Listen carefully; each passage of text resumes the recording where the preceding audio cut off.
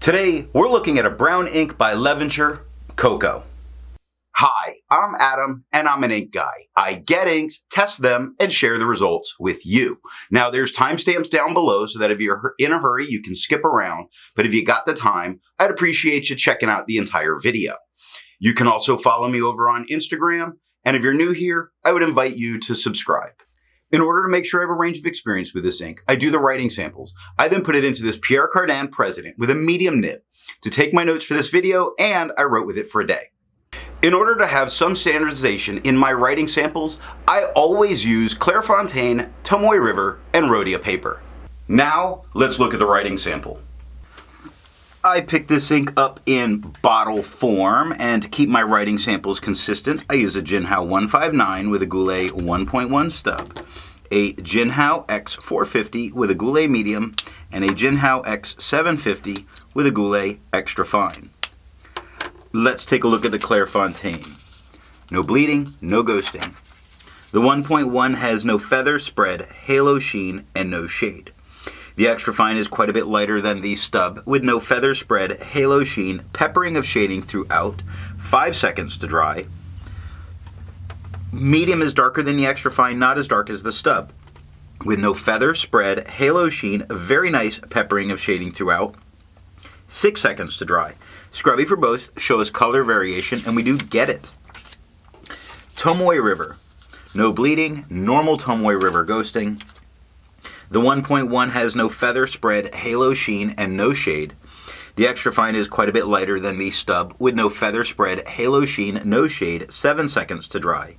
Medium is darker than the extra fine, not as dark as the stub, with no feather spread, halo sheen, no shade, 10 seconds to dry. Scrubby for both show no color variation, and we didn't get any. And Rhodia, with no bleeding, no ghosting. The 1.1 has no feather spread, halo sheen, no shade. The extra fine is lighter than the stub, with no feather spread, halo sheen, a peppering of shading throughout all of the writing, with 6 seconds to dry. Medium is a little bit darker than the extra fine, nowhere near as dark as the stub, with no feather spread, halo sheen, a very nice peppering of shading throughout, 8 seconds to dry. The scrubby for both do show some color variation in the left to right, and we do get it in that peppering of shading in the writing. I agree with Vita that I've learned a lot by doing multiple chromatographies. The one on the left is done the way it's supposed to be done. I put a line of ink down and immediately put it into water for 10 to 15 seconds. And this is really interesting because it looks like an orange that pushes its way up to a red with then a very aqua blue at the top. The one on the right that I let dry for 10 minutes before I dunk it into water, what we see is that orange that's pushing up, but we really see a dark orange line on the bottom. And what's left of the orange push up. Now what used to look like red, we get to see here is a very light red, maybe a little magenta leaning, and then that aqua blue again. So we see this is specifically 3 different dyes making this ink. Resistance tests are done to see how well this ink can be expected to perform on the page and how hard it may be to clean from your pen. I let the smear dry for 3 days before testing it. Looking at the highlighter, I wouldn't use this in a note-taking situation because of the amount of blowout that's occurring in the lowercase h. I don't want to lose any of my important notes. Water is lifting all of the darkest tones. It's not taking everything off the paper. It didn't take everything out of my pen. Pen flush is doing about the same that water did to the paper. It's really making that blue evident from the chromatography that the water didn't. Pen flush is what I needed to get this out of my pen. It didn't take very much of it. It didn't take much effort, but I did need to use pen flush. The 1/3 bleach solution, oddly, left that magenta tone behind. It really lifted everything else out of the way and left a magenta, which that's kind of strange because that was not what was looking like the permanent color in the chromatography. But you don't need bleach to get this out of your pen, or a 1/3 bleach solution for that matter. I test viscosity or flow with a tilt test that I'll link down below in a description or in a card. Now for the inks I've tested, I have found an average viscosity of 2.5, with the realm of normal being from 2.1 to 2.9. Levenger's Cocoa has a viscosity of 1.73, making this a wet ink. To find my average dry times, I use my writing samples, and for the inks I've tested, I found an average dry time of 17 seconds, with a realm of normal being from 13 to 21 seconds. Levenger's Cocoa has an average dry time of 7 seconds, making this a very fast drying ink. Instead of finding inks that look like Levenger's Cocoa, I would prefer to find an ink that complements its color on the page. I went for a nice turquoise. I chose Robert Oster's Torquay. The second writing sample is done on yellow Rhodia, white lines, and limon paper. Here we're looking at the yellow Rhodia, not to see any performance change, but more to see any kind of tone change that we might go through.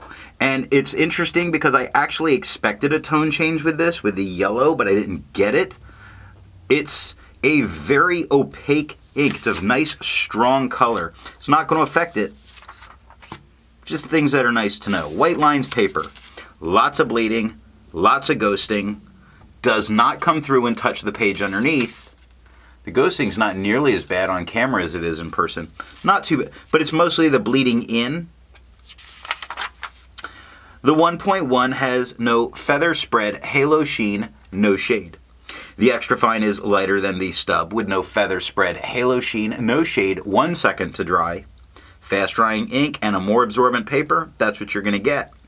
Medium is about the same tone as the extra fine with no feather spread, halo sheen, no shade, 2 seconds to dry. The scrubby for both show no color variation, and we didn't get any. And last up, limon paper. Let me in. All right. Lots of bleed spots occur. They're not horrible, but on the stub you couldn't use the back of the page. The medium and the extra fine you could. The bleed spots lead to what is some show through, but again, it wouldn't stop you from using the back. Now the 1.1 has a ridiculous amount of feathering. No spread, no halo, no sheen, no shade. I would not do that because that would distract the hell out of me. Extra fine is lighter than the stub with no feather spread, halo sheen, no shade, 1 second to dry. Medium is the same tone as the extra fine with no feather spread, halo sheen, no shade, and 2 seconds to dry.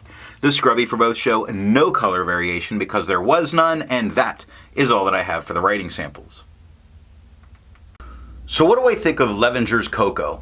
It's a slightly red-leaning brown, which I don't mind. It gives decent shading and is very well behaved. I'm very happy that I have a bottle of this ink.